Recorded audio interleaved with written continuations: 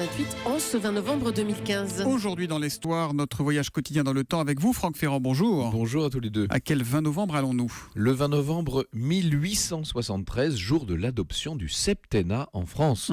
Nous sommes au tout début de ce qui est en train de devenir la Troisième République. Le régime de Napoléon III s'est effondré en même temps que l'armée française à Sedan sous les coups des Prussiens.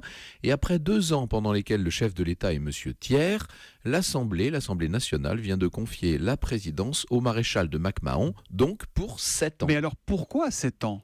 Pourquoi 7 ? C'est un compromis. Certains proposaient 5, d'autres 10. La vérité, c'est qu'une majorité de députés en 1873 voudrait restaurer la monarchie en France. Seulement, le prétendant au trône, le comte de Chambord, n'est pas très décidé. Alors, on temporise. On se donne 7 ans pour donner à Dieu le temps d'ouvrir les yeux du comte de Chambord ou de les lui fermer à jamais. C'était l'expression de l'époque.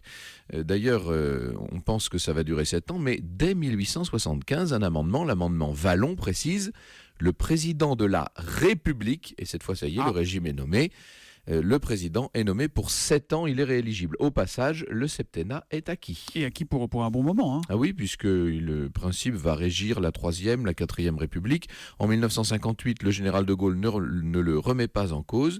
Et il va falloir attendre le président Pompidou, en 73, pour que soit envisagé un mandat de 5 ans, donc exactement 100 ans après l'institution du septennat.